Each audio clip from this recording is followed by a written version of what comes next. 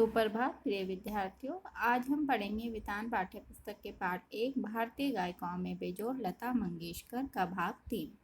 भाग 1 और 2 हम पढ़ चुके हैं। भाग 1 में लेखक कुमार गंधर्व जी ने हम लता जी की विशेषताओं को उजागर किया था, उनकी गायकी की क्या विशेषताएं हैं वह बताया था। और भाग 2 में हमने पढ़ा कि शास्त्रीय गायन और चिटपट संगीत में क्या अंतर होता है और दोनों का क्या महत्व है। अब तीसरा भाग शुरू करते हैं। तीसरे भाग में लेखक कहते हैं कि गाने की सारी मिठास, सारी ताकत उसकी रंजकता पर मुख्यतः अवलंबित रहती है। बच्चों रंजकता का मतलब होता है मनोरंजन का तत्व, यानी कि अवलंबित निर्भर करना। तो अगर कोई भी गायन हमें उसमें मिठास है और वो हमें जो है आनंद प्राप्त करा रहा है तो तभी वह सार्थक है। और रंजकता का मर्म रसिक वर्ग अर्थात श्रोता वर्ग के समक्ष कैसे प्रस्तुत किया जाए, किस रीति किस ढंग से उसकी बैठक बिठाई जाए और श्रोताओं से कैसे सुसंवाद साधा जाए, इसमें समाविष्ट है। इसमें समाविष्ट है मतलब इसमें शामिल है। तो इन पंक्तियों में भी लेखक शास्त्रीय गायन के विषय में अपने विचार रख रहे हैं कि शास्त्रीय गायन का सिर्फ ज्ञान होना ही जरूरी नहीं है कि आपको आता है, आपने बैठक जमा ली और आपने ये नहीं जानना चाहा कि ये श्रोताओं पर किस तरह से असर कर रही है या फिर आप श्रोताओं के साथ किस तरह से जुड़ भी पा रहे हैं, नहीं जुड़ पा रहे हैं। तो ये सब भी ज़रूरी है। ये नहीं है कि सिर्फ गाकर 3 घंटे की आपने बैठक जमाई और फिर चले जाना, ये काफ़ी नहीं है। आपके गीत की सफलता कब है या शास्त्रीय संगीत का महत्व कब है, वो तब बढ़ता है जब उस गायन से आप श्रोताओं को प्रभावित कर पाते हैं, उनका मनोरंजन कर पाते हैं, उन्हें आनंद दे पाते हैं, तभी वो क्या होता है बच्चों, सार्थक होता है। अब लेखक कहते हैं कि किसी मनुष्य का अस्थिर पंजर और प्रतिभाशाली कलाकार द्वारा उसी मनुष्य का तेल चित्र का मतलब होता है ऑयल पेंटिंग, इन दोनों में जो अंतर होगा वही गायन के शास्त्रीय गायन और उसकी स्वरों द्वारा की गई सुसंगत अभिव्यक्ति में होगा। ठीक है, तो यानी कि आपको गायन आता है लेकिन आपने उस स्वर में ऐसी मिठास नहीं भरी, ऐसी विशेषता नहीं लाई जिससे जो रसिक है या श्रोता है वो आनंद प्राप्त कर सके, तो फिर वो जो है शास्त्रीय गायन का कोई महत्व नहीं रह जाएगा। इन सब तर्कों को देने के बाद लेखक कहते हैं कि संगीत के क्षेत्र में लता का स्थान अव्वल दर्जे के खानदानी गायक के समान ही मानना पड़ेगा।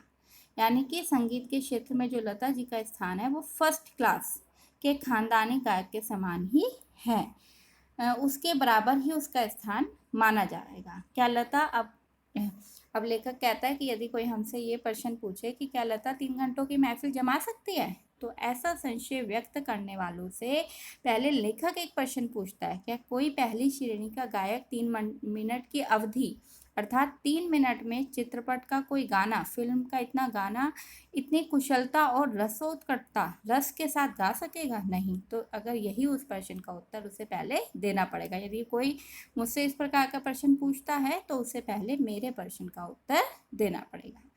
खानदानी गवैयों का ऐसा भी दावा है। खानदानी गवैया क्या होते हैं बच्चों? शास्त्रीय गायक, संगीत के ऐसे गायक जो किसी घराने से, किसी विशेष ताल्लुक, किसी घराने से, किसी ऐसी खानदान से ताल्लुक़ रखते हैं जहाँ पर ये जो गाने का जो पेशा है वो पीढ़ी दर पीढ़ी हो। जैसे कि मान लीजिए अभी आपने पढ़ा था मियाँ नसरुद्दीन में, जो नसरुद्दीन जी थे वो खानदानी नान भाई थे, है ना, क्योंकि वो उनका जो कार्य था नान बनाने का वो पीढ़ी दर पीढ़ी चलता जा रहा था।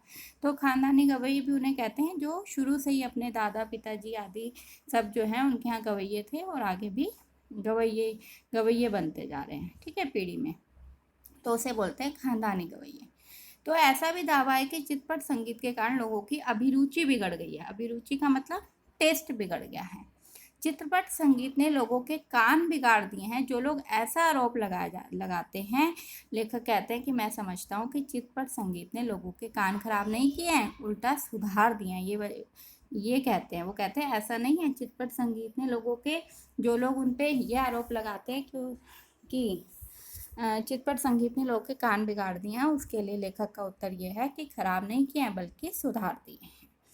सच बात तो यह है कि हमारे शास्त्रीय गायक बड़ी संतुष्ट वृत्ति के हैं, स्वभाव के हैं। संगीत के क्षेत्र में इतनी उन्होंने अपनी हुकुमशाही इतनी स्थापित कर रखी है कि शास्त्र शुद्धता के कर्मकांड को उन्होंने आवश्यकता से अधिक महत्व दिया है। मगर चित्रपट संगीत के द्वारा लोगों की अभिजात्य मतलब संगीत से जान पहचान। अभिजात्य का मतलब होता है बच्चों अच्छे, यानी कि लोग जो है चित्रपट संगीत के कारण ये जान पाए हैं कि कौन सा संगीत अच्छा होता है और कौन सा संगीत बुरा होता है, यानी कि उन्हें एक अच्छे संगीत की पहचान होने लगी है। उनकी चिकित्सक और चौकस वृत्ति अब बढ़ती जा रही है। केवल शास्त्र शुद्ध और नीरस गाना उन्हें नहीं चाहिए। उन लेखक कहता है कि श्रोताओं को तो कैसा कहना चाहिए, जो सुरीला हो, भावपूर्ण हो। और यह क्रांति और यह बदलाव चित्रपट संगीत के द्वारा ही आया है। चित्रपट संगीत समाज की संगीत विशेषज्ञ अभिरुचि में प्रभावशाली मोड़ लाया है और यही उसके चित्रपट संगीत की क्या सामर्थ्य है, उसकी लचकदारी, ऐसा मुझे लगता है। चित्रपट संगीत का जो तंत्र है वो भी अलग है। तंत्र का मतलब उनका जो सिस्टम है वो भी अलग है। यहाँ जो है नए नए निर्माणों की बहुत गुंजाइश है, संभावना है। जैसे शास्त्रीय रागदारी का चित्रपट संगीत दिग्दर्शकों ने प्रयोग किया। तो अब यहाँ पर लेखक जो है भिन्न भिन्न प्रकार के उदाहरण देते हैं और उदाहरण देते हुए कहते हैं कि जैसे धूप का कौतुक करने वाला पंजाबी लोकगीत, रुक्ष का मतलब होता है सूखी धरती और निर्जल, जहाँ पे जल ना हो। राजस्थान में पर्जन्य मतलब बादल की याद दिलाने वाले गीत, पहाड़ों की घाटियाँ, खोरों में प्रतिध्वनित होने वाले पहाड़ी गीत, ऋतु चक्र समझाने वाले और खेती के विविध कामों का हिसाब लेने वाले कृषि गीत और ब्रजभूमि में समाविष्ट शामिल सहज मधुर गीतों का अतिशय मामरिक व रसानुकूल उपयोग चित्रपट क्षेत्र के प्रभावी संगीत दिग्दर्शकों यानी कि म्यूजिक डायरेक्टर्स ने किया है और आगे भी करते रहेंगे। तो यानी कि चित्रपट संगीत में जो नए नए निर्माण हैं उनकी वो हमेशा ही होते रहते हैं, संभावनाएं बनी ही रहती हैं। इसलिए लेखक कहता है कि चित्रपट संगीत जो है वो दिनों दिन अधिकाधिक विकसित होता जा रहा है। ऐसे चित्रपट संगीत की लता अनभिष्ट मतलब बेताज जो मलिका है वो कौन है, लता जी हैं। तो चित्रपट संगीत क्षेत्र की जो बेताज मलिका लेखक ने किसे बताया, लता जी को। और भी कहीं आसपास की गायक और गायिकाएं हैं, पर लता की जो लोकप्रियता है, जो प्रसिद्धि है, वो उन सबसे कहीं अधिक है। उसकी लोकप्रियता के शिखर का स्थान क्या है, अचल है, उसे कोई हिला नहीं सकता। बीते अनेक वर्षों से वह गाती रही हैं और लेखक कहते हैं कि मैं उन्हें 50 वर्षों से गाते हुए देख रहा हूँ, फिर भी उसकी लोकप्रियता अबाधित है, कभी रुकी नहीं है। लोगों के मुंह से हमेशा उनके गुणगान मैं सुनता आया हूँ।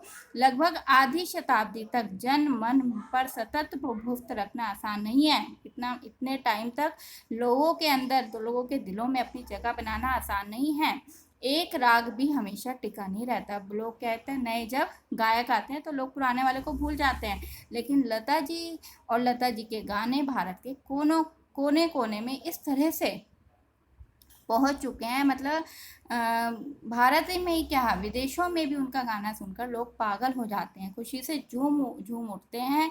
और यह चमत्कार किसका है, ये जादू किसका है, लता जी के गानों का ही है, उनकी गायिका का है, जो हम प्रत्यक्ष रूप से देख रहे हैं। ऐसा कलाकार शताब्दियों में भी शायद एक ही पैदा होता है। आज हम सबके बीच में है, उसे अपनी आंखों के सामने हम घूमता फिरता देख पा रहे हैं। कितना बड़ा है हमारा भाग्य। अर्थात लता जी को आज भी हम याद करते हैं, उनकी गायकी की प्रशंसा करते हैं, हम बहुत ही भाग्यशाली हैं। और इसी के साथ लेखक ने लता जी के बारे में अपने विचार बताए और इसी के साथ हमारा ये पाठ जो है यहीं पर समाप्त होता है। आशा करती हूँ कि आपको पाठ ये अच्छे से समझ में आया होगा। धन्यवाद।